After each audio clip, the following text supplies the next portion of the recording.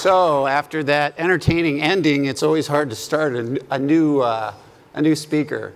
So first off, I want to thank Sala and the team at Versah and all these speakers today and yesterday. It's been a fantastic meeting.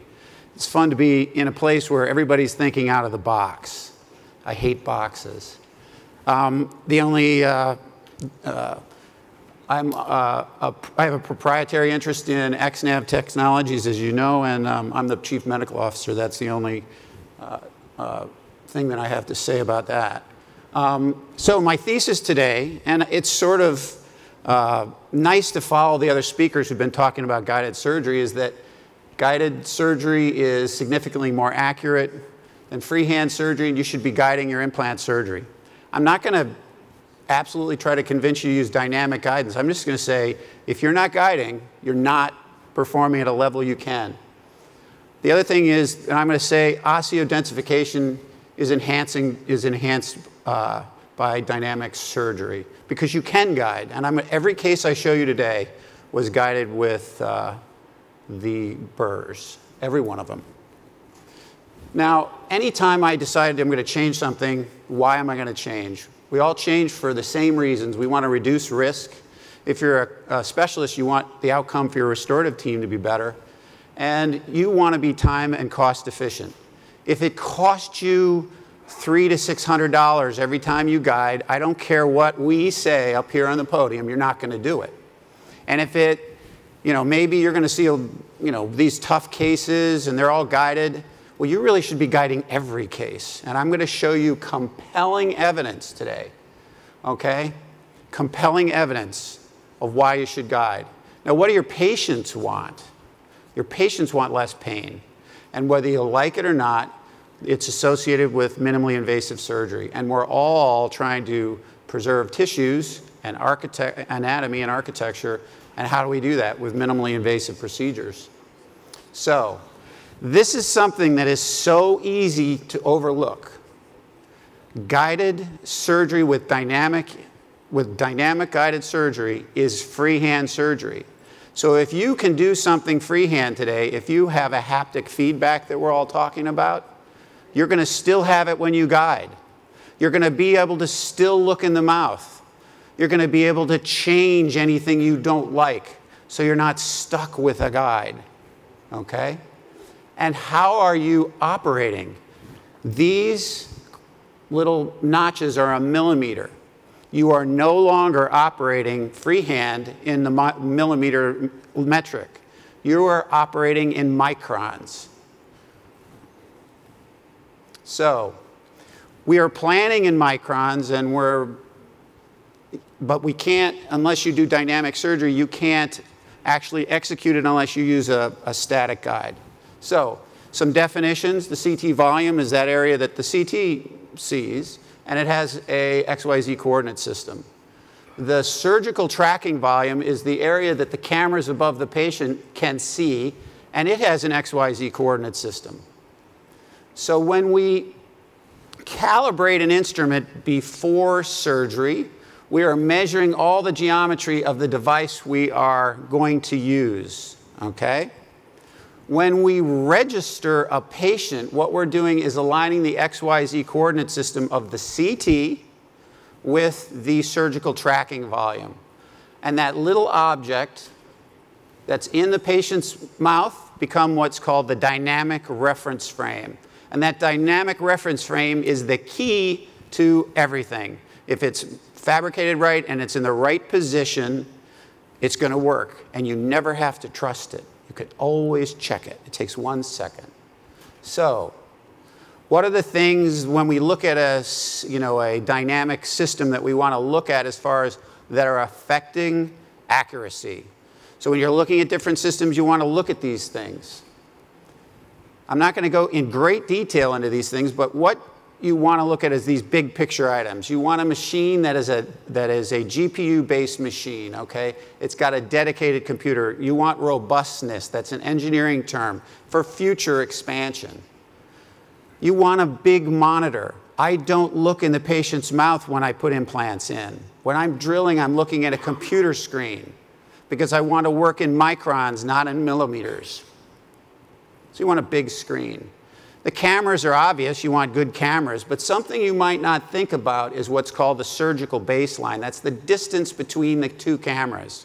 And there's a sweet spot between the size of the arrays that are in the patient's, in the surgical field and on your drill, and the size of the baseline and the size of the objects. A larger baseline is generally goes along with a more accurate machine. The object, the digital analog interface, the fiducials that are used, you have to have something that links the analog world with the digital world. Those objects need to be small and they need to be rigid. The surgical tracking array that's on the patient tracking array needs to be rigid because it becomes the dynamic reference frame.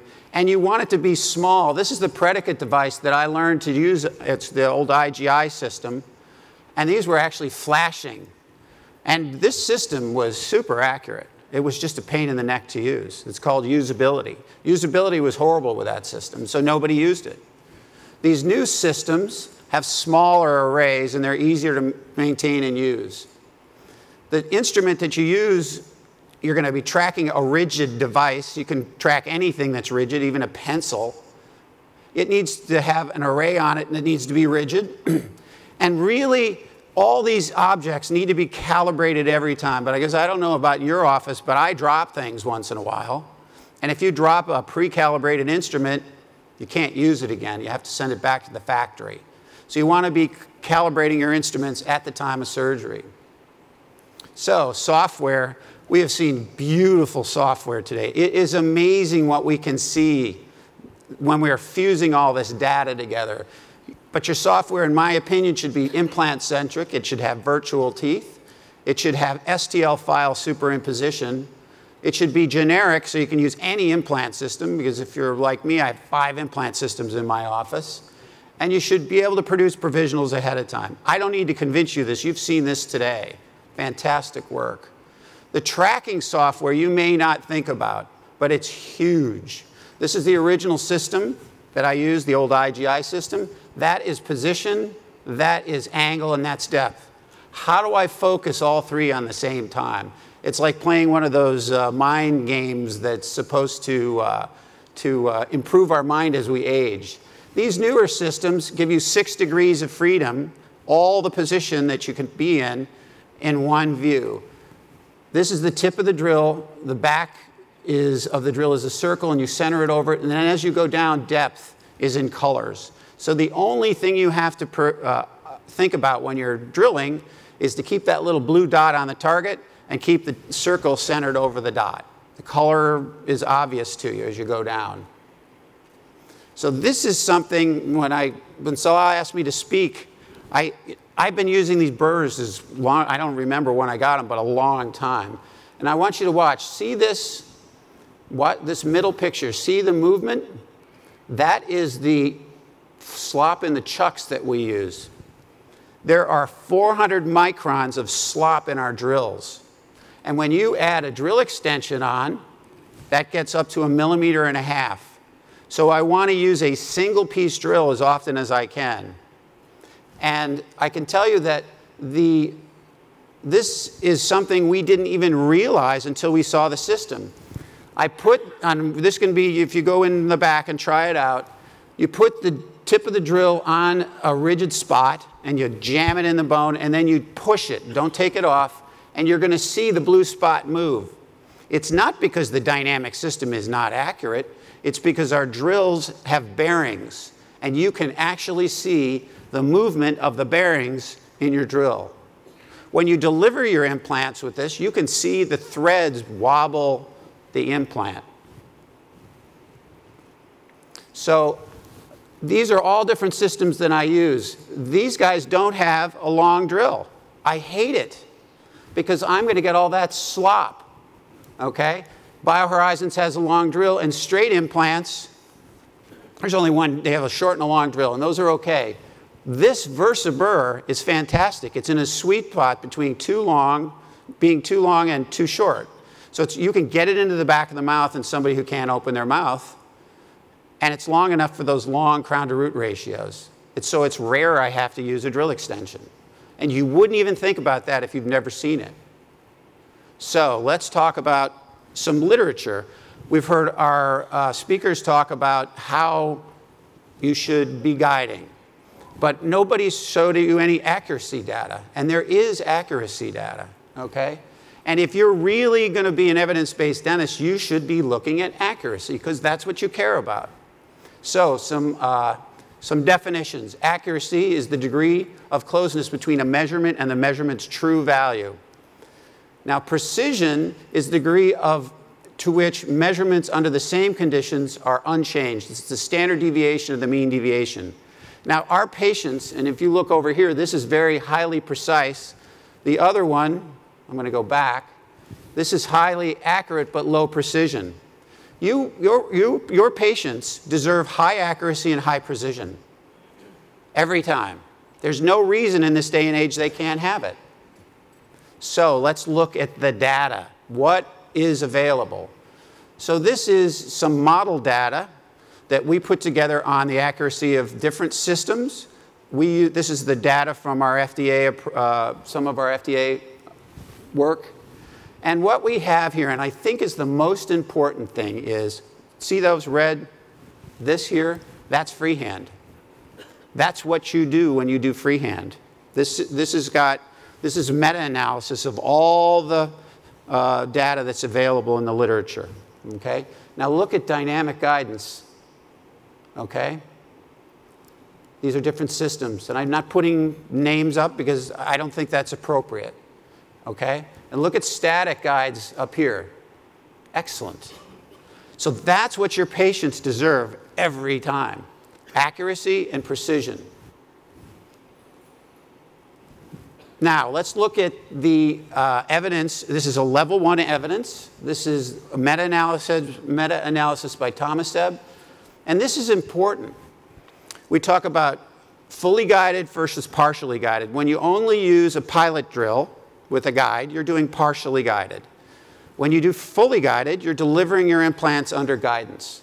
And the really one to look at every time is angular error, because that's what we're really bad at when we do freehand. And as we partially guide, we're at 5, and when we're fully guided, we're under 3 millimeters. These are magic numbers. You want your entry point to be under 1 millimeter, and your angular deviation to be under 3. That's as good as we can get on human beings right now. Even a robot's not going to make it any better. So let's look at another high level of evidence. This is a split mouth human trial. And this is comparing just a little old, I think the standard of care, which is at least a stent made in the lab. It's not computer generated. This is the minimum. And look at this, 6 degrees, static guide, that's partial and fully. It's almost twice as accurate. So this is a dynamic, this is our system. This is the FDA data on clinical trial. 3 patients, 3 surgeons, 100 patients. Freehand. Now, how much freehand data is there out there? There's only 1 or 2 papers. Okay? One of them was hard to find because they called it mental guidance.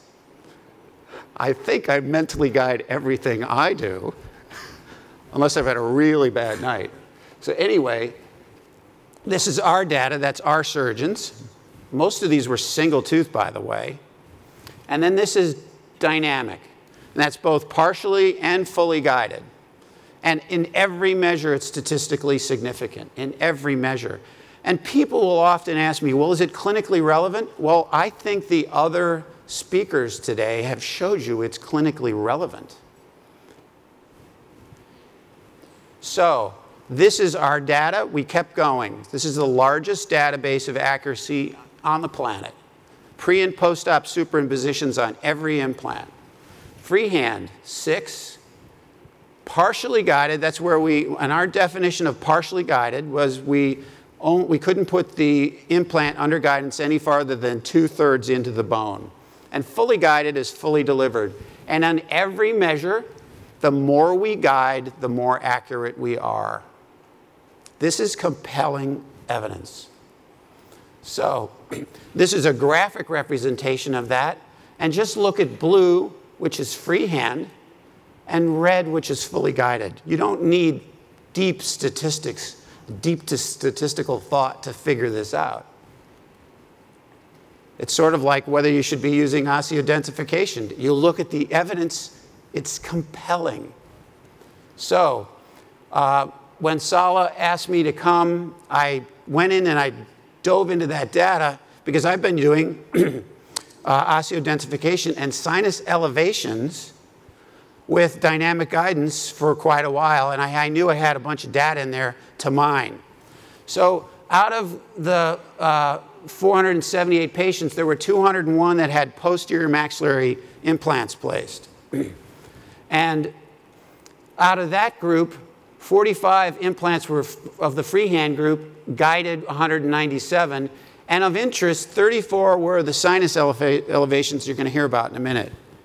And what I wanted to do was see, was using the osseodensification, and particularly in the sinus elevations, which we know we have poor bone, does it affect accuracy? Can we be accurate? And as far as I know, nobody's ever reported accuracies of sinus elevations. And on every measure where either one of these is obviously more accurate than freehand, but there is no difference between the accuracy of when we were guiding and doing sinus elevations and when we were just guiding in the posterior maxilla. So you can be as accurate when you're doing these new procedures as you can be anywhere else. So this procedure can be done accurately today. So how about clinical outcomes? These are two meta-analyses, level 1 evidence, biggest meta-analysis of accuracy and outcomes, one by Young and one by Tomaseb. And as we would imagine, guiding doesn't make us worse. So how about the learning curve? Since we all know we will be better than when we do this, why wouldn't we do it? Well, because it's new, and doing new things is frightening, whether we want to admit it or not, no matter how macho you think you are. So what we did, and this is Dr. Block's idea, it's a fantastic idea, is we kept track of our accuracy over time. Now, I had experience with the IGI system, so I was sort of the baseline, because I was the only one with experience with dynamic guidance. And what we see is this is freehand, and these are the different measures. Angular global platform includes depth, and apical and entry points. And after 10 to 20 implants, we all became precise and accurate. We leveled off. We became the same.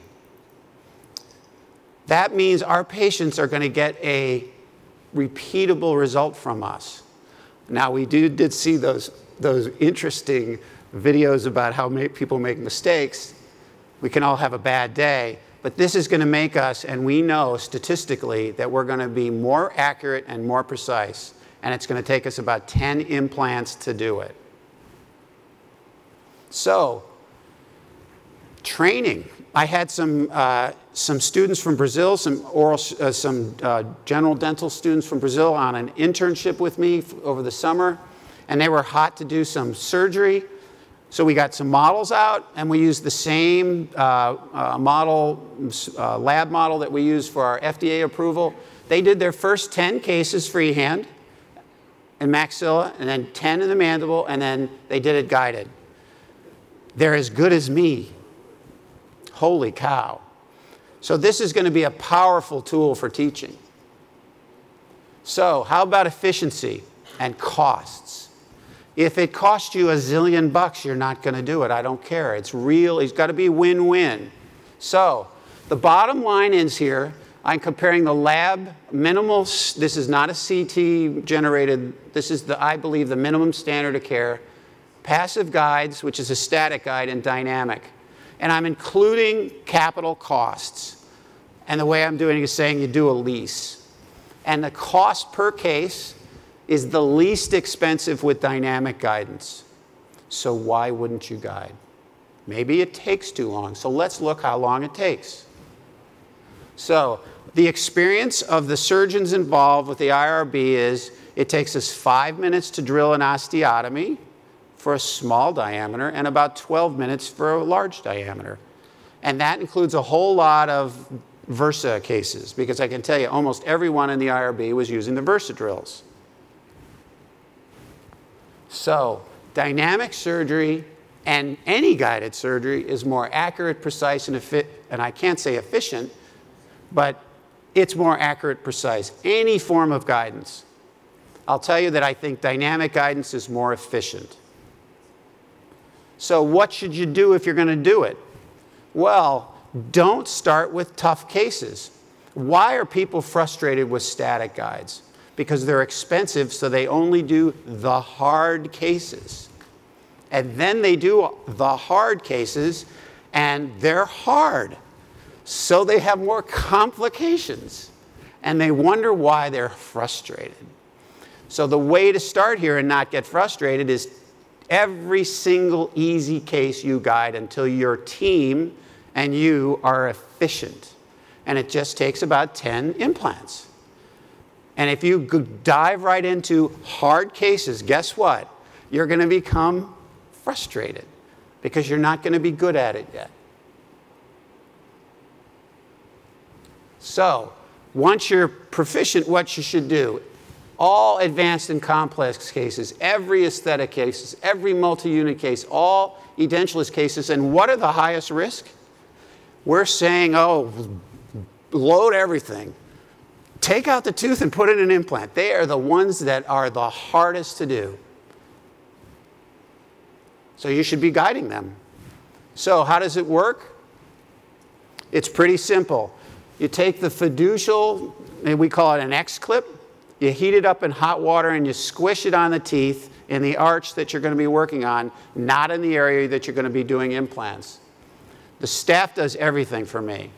They take the CT, and then before surgery, they're going to calibrate the instruments. I'm not even in the room. I have my staff load the CT, load the STL files, and do a plan. They're good at it. And then I check it. I don't send it out, but I'm not going to waste my time loading all those files. And my employees are from all over the world. I'm in Washington, D.C., and some of them barely speak English. And they love doing it. They're empowered. The only thing I do is check my plan and operate. So let's look at some clinical outcomes. As we heard before, let's see where the rubber meets the road. So simple case. Referred to me, fractured tooth, immediate extraction implant. Uh-oh. Now, anybody that says that they haven't had this happen and they're doing a lot of surgery on an immediate case, this is what happens if you don't watch out. So, patient's going to lose both the attachments on the adjacent teeth because they left the implant in too long. So what am I going to have to do? There's the attachments. These are toast. Take out the teeth, do a bone graft, and then 2 months later I go back. I don't wait 4 months because I know what am I going to do? I'm going to densify this graft, okay? So when you look at these images today, I'm going to show you the outcomes. And this is the way when you do accuracy studies you're supposed to do it. You get a pre-op CT, you plan it.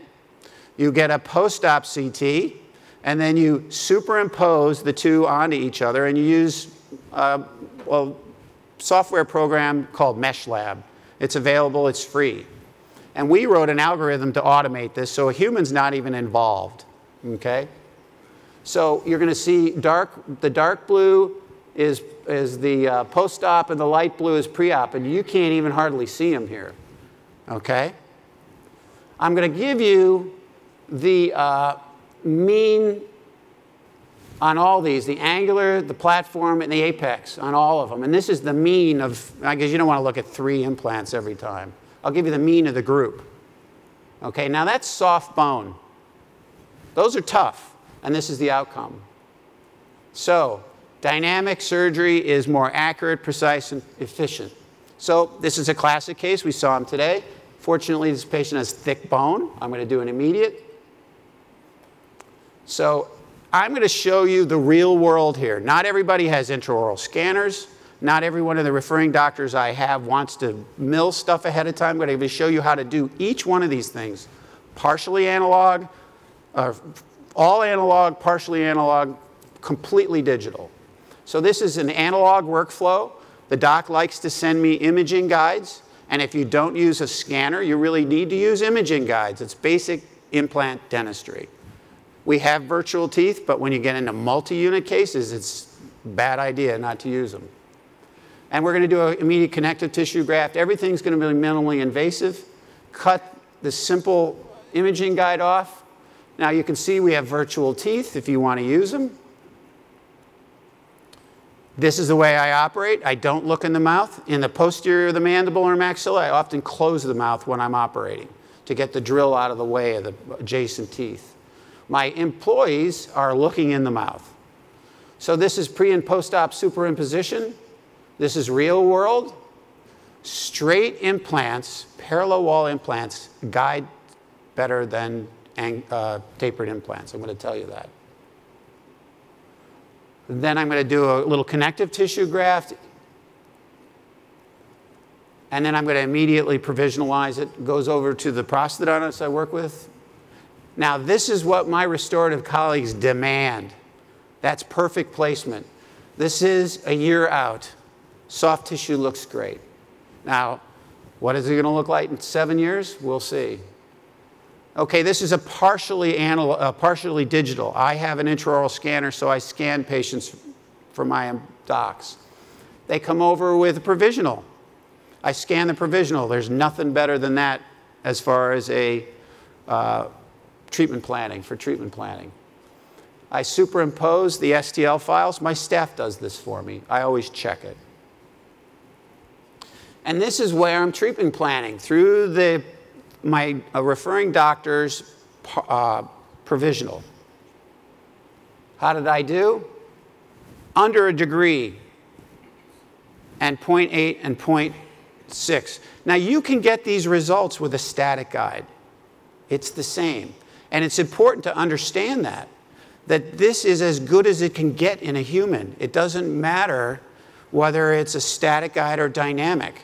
But nobody uses static guides because it's a pain in the neck. So, advanced case, on this totally digital workflow, okay? So, this is a real easy way to do it. We're going to take out 3 teeth. They're failing. I plan through my intraoral scan. It's an iTero scanner. I plan, I pull the teeth. I place the implants.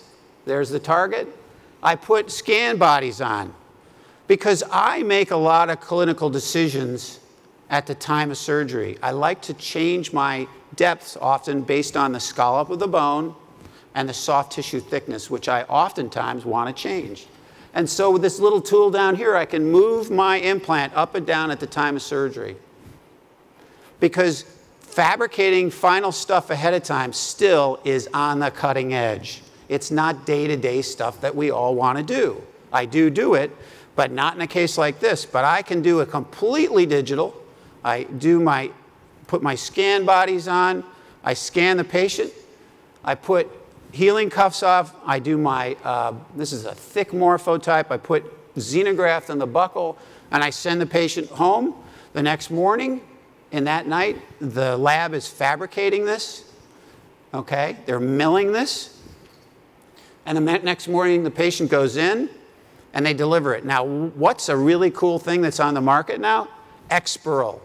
Exparel is local anesthetic that you can give your patient that lasts 2 to 3 days. Okay? So I give my patient Exparel. They're in no pain. They go to the referring doc, and they screw in the prosthesis. No pain, no more local, next morning. Okay? These are the final restorations. Bone packed in there. And then this is the final restoration. So how did I do? The mean for all 3 of those was under 2 degrees. My platform 0.9. My apex 0.8. Okay, let's get a little tougher case. This is an immediate load on a dementia patient, okay, he's rich, obviously. I didn't put in all those implants. My perio colleague did.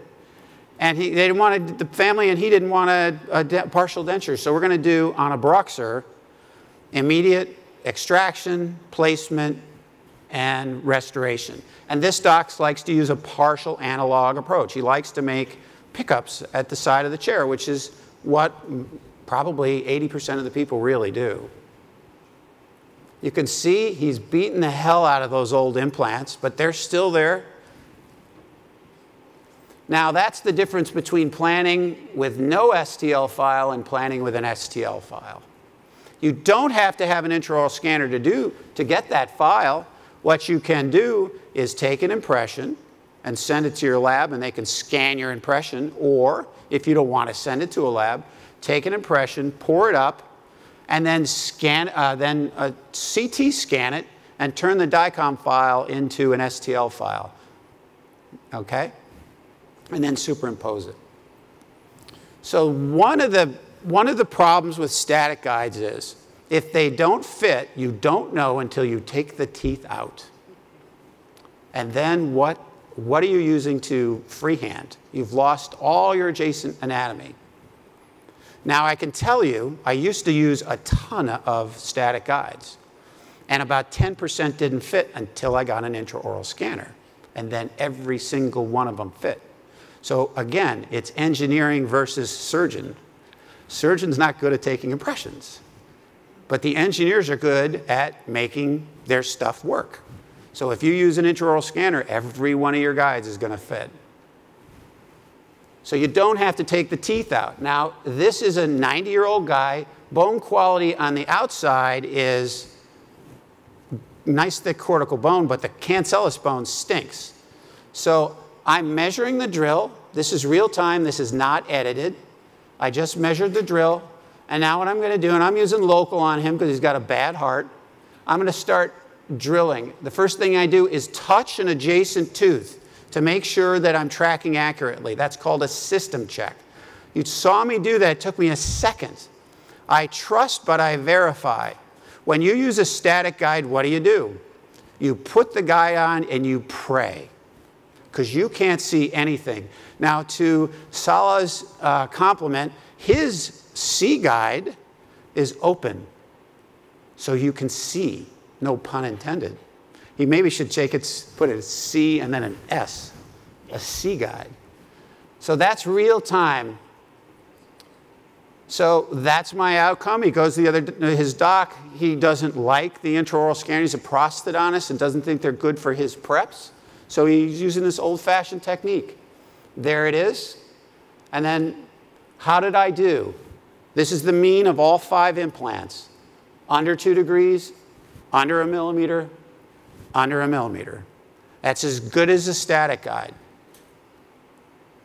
And this is the outcome that he demands every time.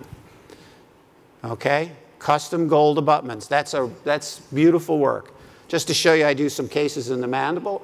This is a bilateral mandibular case. And one of the usability features, the efficiency procedures of this is it takes 30 seconds to recalibrate these instruments. 30 seconds. So if you want to flip a tracker to the other side, you just do one side, flip it over to get it out of your way, recalibrate it, go to the other side. You can put multiple clips in a patient's mouth. How did I do? Under 2 degrees, and this one 1 degree. I mean, this is really good. I mean, I had a good day. So you're going to hear more about this. I'm not going to tell you how to do this, but what I am going to show you is you don't need to take x-rays when you do this. You can guide it. So what I do is I plan my implants to my ideal length. And then the first time I drill, I look at this is the orthogonal view and this is the cross-section view. And I look to see where the floor of the sinus is. And I go on up. The software puts a double line wherever your max depth is. So the only time I have to look at these 2D objects or these 2D images is the first time. It's like the first periapical you take to determine depth. So now the software has marked it with a double line. There's the double line for maximum depth, and you can see here. And then I start introducing more and more of the densiburs, and I pump it, okay? And I go to my maximum outside diameter, and then what I use is a flowable, because I've been using Dynograph for years for sinus elevations. Because if I do get an extrusion, it's just a little thing that's in the sinus. It's no big deal. You don't need to worry about it. So here's a couple cases. This is a lateral sinus lift I did years ago. This is a Densah sinus elevation. Now, I had a resident go through and look at the pre and post-op CTs after Sala asked me to speak and see how we did. So this is a couple more cases, different implant systems. Okay, you can see. And this is the measurements we got, mesial, distal, buccal, lingual. Now, I've already showed you that I'm accurate when I do this. As accurate as a static guide. How did I do as far as augmentation? The blue is the augmentation, and the orange is the standard deviation. So we got about 3 or 4 millimeters on each case. If I have less than 3 or 4 millimeters, I do a lateral sinus lift. But if I have 3 or above, I do this. So I'm doing a lot less sinus lifts, lateral sinus approaches than I used to. The other thing is, this is important, integration. Of those 34, I had every one of them integrate. And these are high-risk patients, right? And did I have any sinus infections? Not one. Now, with time, I probably will. I only have 34. So how about the edentulous workflow? It's different. Edentulous cases are what? Complicated. Are edentulous cases easy when we do static guides? No, they're not. They're complicated. Anybody that's done the in-sync systems and those systems know that every once in a while you get one where it's a total frustrating abomination and you hate it. It doesn't work well. So edentulous is more complicated guiding. So how do we do it? We don't have the little clip on the teeth. What we do is put in little tiny screws in. Now, I put them in on the same day I do the surgery. I do everything on the day of surgery most of the time now. I scan, plan, and place the implants all at once. You don't have to do that. You can do little stab incisions like I showed you. You then don't need a scan appliance. You do need a denture. You get these sticky fiducials. And while I'm operating, my staff sticks them on the denture, and they scan the denture. And then I put them in the mouth and scan the patients. So if I'm doing scan, plan, place one day, if you're going to say, I sedate my patients, I give them local, they don't feel a thing, I let them wake up. I go take a CT, I plan it, I let them watch if they want, and then I place my implants. So here's a case. This is a really tough case. I wanted to just show you these are the hardest ones, atrophic mandible, okay? So I'm planning with superimpose. You can see the fiducials. The software automatically turns the DICOM of the denture into an STL file and superimposes it for you. You don't need to do it. Then what I have to do is, so the software finds the screws, and I have to say, yes, that's a screw. I'm going to go back one. Before the case starts, we calibrate the instruments, and this is a probe, okay? Now, why am I using a probe and not the drill? Remember that 400 microns of slop in the drill? If you add that times 3 or 4 screws, that's more than a millimeter. So the system is so accurate that you can't use your drill because your drill's not accurate. Then you put this little plate on and attach the arm and the cylinder. You find the screws. This is the construct on a model. And you go along, and this is that patient, and you touch the screws with the probe. This takes about 3 minutes. We've timed ourselves. It takes about 10 minutes to put that on. Now, this is my post-op result. Now, I want to show you something. Remember I said guide, the more you guide, the more accurate you get. See this 6 degrees, what happened? Now this is a soft tissue level implant. What did I not do? I didn't guide my countersink. So the bone pushed the implant. So the more you guide, the more accurate you're going to be. But those are well within the confines for an overdenture. So here's a case, another older patient. She's in a wheelchair. Family doesn't want to bring her in more than once. I'm going to scan, plan, and guide. Okay? She's an engineer.